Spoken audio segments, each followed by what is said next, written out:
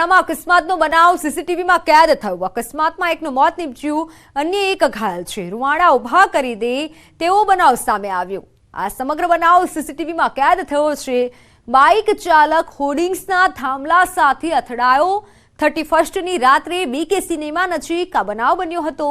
થાંભલા સાથે ટક્કર બાદ ચાલકનો હાથ કપાઈ ગયો હતો। બાઇક ચાલકનું ઘટનાસ્થળે જ મોત નીપજ્યું છે। પાછળ બેઠેલો યુવક ઘાયલ અવસ્થામાં છે। યુવક અમદાવાદ સારવાર હેઠળ છે।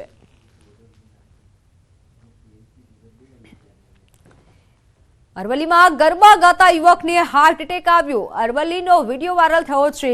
ગરબા રમતા બિલ્ડરનું હાર્ટ એટેકના કારણે મોત નીપજ્યું છે। બિલ્ડર પ્રવીણભાઈ પટેલને ગરબા રમતા રમતા હાર્ટ એટેક આવ્યો હતો। મોડાસાની કોરલ સિટીમાં રહેતા હતા બિલ્ડર। મૂળ જયસિંહપુરના વતની પ્રવીણભાઈનો વિડીયો વાયરલ થયો છે।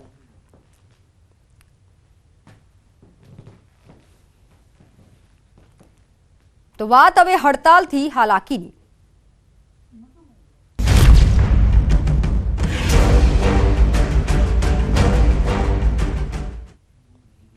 તો હાલ ટ્રક ડ્રાઈવરોની હડતાલ યથાવત છે। ઠેર ઠેર ટ્રક ડ્રાઈવરો હડતાલ પર ઉતર્યા છે। ગુજરાતના દરેક વાહન ચાલકો માટે આ મહત્વના સમાચાર છે। ગુજરાતમાં પેટ્રોલ વેચાણમાં અસર નહીં થાય, ટ્રક ચાલકોની હડતાલ છે। ગુજરાતમાં ઈંધણને અસર નહીં પડે, પેટ્રોલિયમ એસોસિએશને ગુજરાત માટે આ સ્પષ્ટતા કરી છે। ગુજરાતમાં પેટ્રોલ ડીઝલની અછત નહીં વર્તાય, પેટ્રોલિયમ એસોસિએશન તરફથી ખાતરી અપાઈ છે। પેટ્રોલ ડીઝલની સપ્લાય કરતા ટ્રકો હાલ હડતાલ પર છે, પરંતુ તે ટ્રકો ચાલુ જ રહેશે।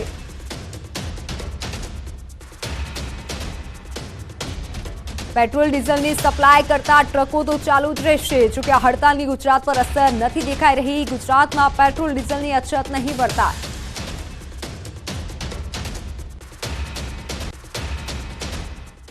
ખાસ કરીને જે પેટ્રોલિયમ પ્રોડક્ટની જો વાત કરીએ તો અમે અમારી રીતે અમારા પેટ્રોલિયમ ફેડરેશન તરફથી અમે મેનેજ કરી લીધું છે, જેમાં ગુજરાત સરકારના સિવિલ સપ્લાય દ્વારા પણ અમને ખૂબ મદદ કરી છે। માટે ગુજરાત રાજ્યમાં પેટ્રોલ ડીઝલની કોઈ અછત નહીં વર્તાય, કોઈ લાઈનો નહીં લાગે અને પ્રજાને કોઈ પેટ્રોલ ડીઝલની તકલીફ નહીં પડે આ હડતાલના કારણે, તેવી અમે પેટ્રોલિયમ ડીલર એસોસિએશન તરફથી પ્રજાને ખાતરી આપીએ છીએ। માટે પ્રજા કોઈ આમાં હેટ્રિક કરીને અને પરેશાન ન થાય એવી અમારી વિનંતી છે। ટ્રક ચાલકોની હડતાલની અસર ગુજરાતમાં નર્મદામાં પેટ્રોલ પંપ પર લાઈનો લાગી। રાજપીપળા શહેરમાં તમામ પેટ્રોલ પંપમાં લાઈન લાગી। વાહનોમાં પેટ્રોલ પુરાવા લાંબી લાઈનો લાગી। પેટ્રોલ પંપ માલિકોએ કહ્યું કે પંપ બંધ થઈ જાય તો પેટ્રોલના ટેન્કર રોકવાના નથી। પેટ્રોલ પંપ માલિકોએ કીધું છે। જો કે ટ્રક ચાલકોની હડતાલ લાંબી ચાલે તો પેટ્રોલ ન પહોંચે અને સમસ્યા સર્જાય તેવી દહેશતના પગલે વાહન ચાલકો પેટ્રોલ પંપ ખાતે ઉમટ્યા છે।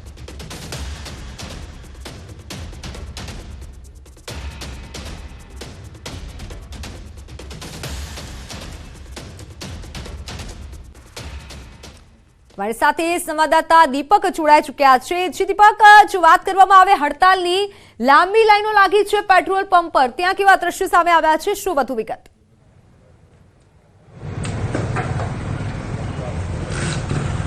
हाँ बिल्कुल, बात करिए तो जे हाल जे गुजरातभરમાં જે ટ્રાન્સપોર્ટેશનની જે હડતાલ થઈ છે, આ હડતાલને લઈને રાજપીપળામાં નર્મદા જિલ્લામાં અસર દેખાઈ રહી છે। તમને ખાસ બતાવવા જઈ રહ્યો છે કે આ પેટ્રોલ પંપ છે।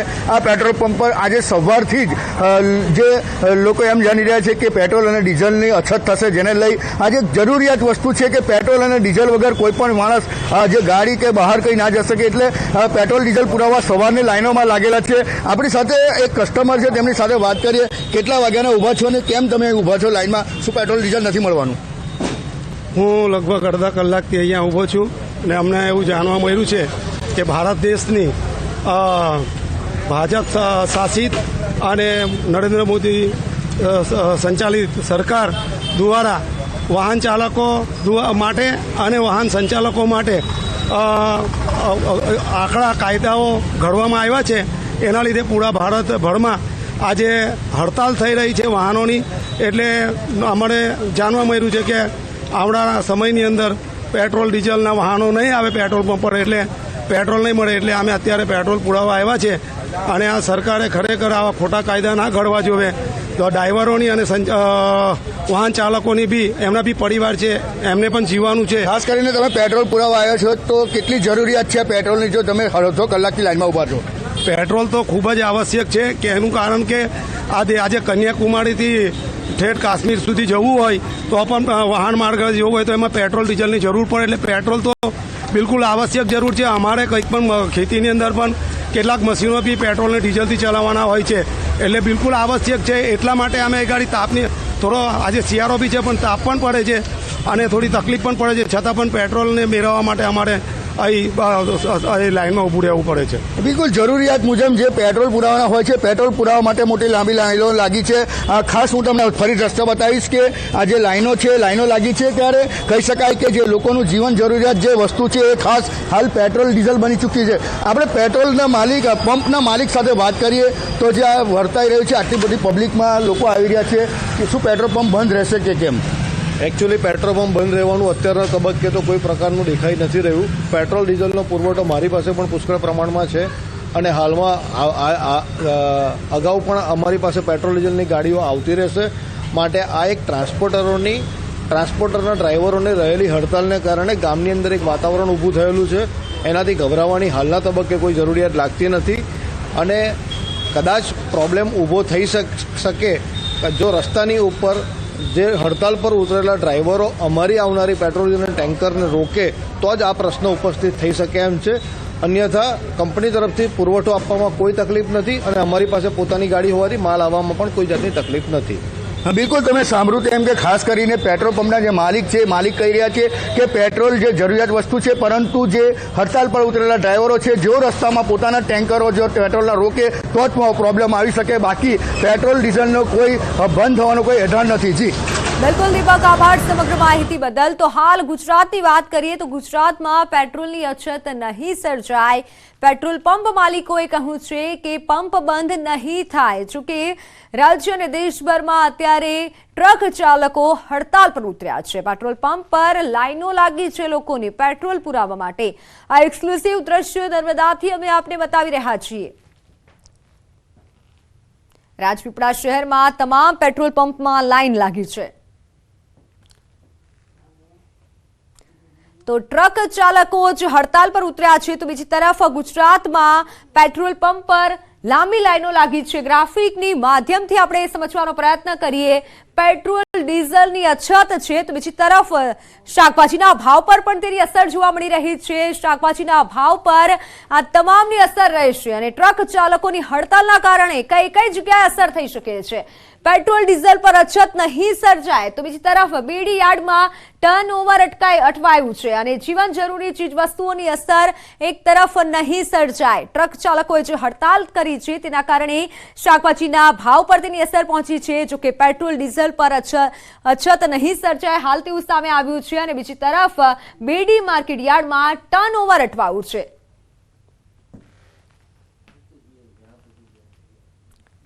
અન્ય સમાચારો પર નજર કરીએ તો હિટ એન્ડ રનના નવા નિયમના વિરોધમાં ટ્રક ચાલકોની હડતાલ અંગે અમદાવાદ ટ્રાન્સપોર્ટ એસોસિએશનનું મોટું નિવેદન. ટ્રક ચાલકોને કોઈ ગેરમાર્ગે દોરી રહ્યું છે. એસોસિએશને કોઈ હડતાલનું એલાન કર્યું જ નથી. અમે ટ્રક ચાલકો સાથે છીએ. અસમંજસ અંગે સરકાર સાથે ચર્ચા ચાલી રહી છે. નવા નિયમ અંગે કહ્યું છે કે જો ડ્રાઈવરને સજા અને દંડ થાય છે તો સ્થળ પર ડ્રાઈવર પર હુમલો થાય તો ડ્રાઈવરને પણ સહાય મળવી જોઈએ તેવી બાહેધરી સરકારે આપવી જોઈએ. ગુજરાતમાં અસર અંગે એસોસિએશનનું આ નિવેદન. હડતાલથી સપ્લાય પર અસર પહોંચી છે.